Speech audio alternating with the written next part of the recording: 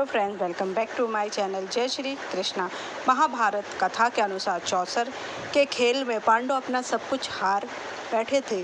धर्मराज युधिष्ठिर को समझ नहीं आ रहा था कि वे इस खेल में वापसी कैसे करें और सब कुछ कैसे हासिल करें। इसके बाद दुर्योधन ने अपनी योजना को पूरी करने के लिए युधिष्ठिर के सामने ऐसी मांग रखी जिसे मानकर युधिष्ठिर ने अपने आप को भी दांव पे लगा दिया और उसके बाद जो हुआ वह बहुत ही निंदनीय कृत्य था। महाभारत कथा में द्रौपदी को दांव पर लगाना एक ऐसी घटना थी जिसकी निंदा आज कलयुग में भी की जाती है। द्रौपदी को दांव पर लगाने के बाद उनके साथ जो भी अमानवीय व्यवहार हुआ उसका जिम्मेदार दुर्योधन या कौरवों से ज़्यादा पांडवों को ठहराया जाता है। महाभारत की कहानी जानने वाले लोगों का मानना है कि द्रौपदी को दांव पर लगाना एक अनैतिक कदम तो था ही, इसके साथ ही यह चौसर के खेल के नियमों का उल्लंघन भी था।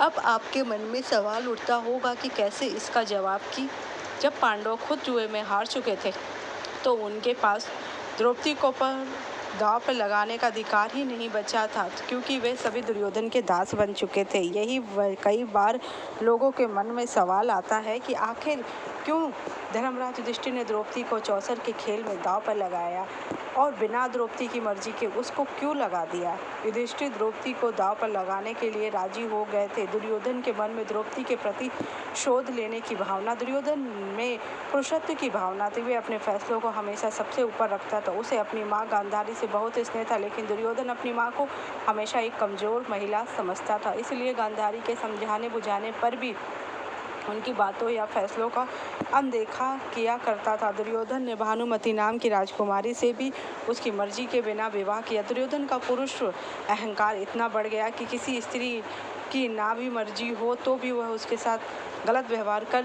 लेता था।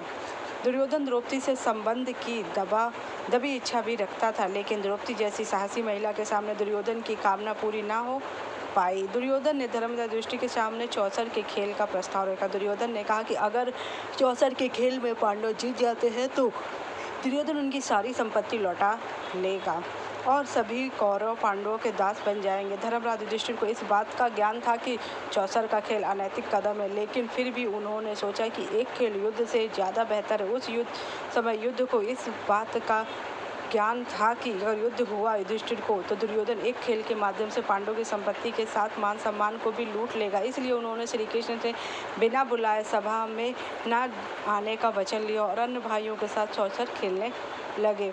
महाभारत की कहानी के अनुसार चौसर खेल में जिन पासों का उपयोग किया गया था वे शकुनी के पिता की रीढ़ की हड्डियों से बने थे, इसलिए शकुनी के इशारों पर काम करते थे। यही कारण था कि शकुनी हमेशा चौसर के खेल में जीत हासिल करता था। शकुनी के भरोसे पर ही दुर्योधन ने युधिष्ठिर से पांडवों को चौसर खेल के लिए आमंत्रित किया। जब चौसर का खेल शुरू हुआ तो पांडवों ने अब बारी बारी कई मूल्यवान चीज़ों को दान, लेकिन हर बार पांडवों के हाथ हारी लगी।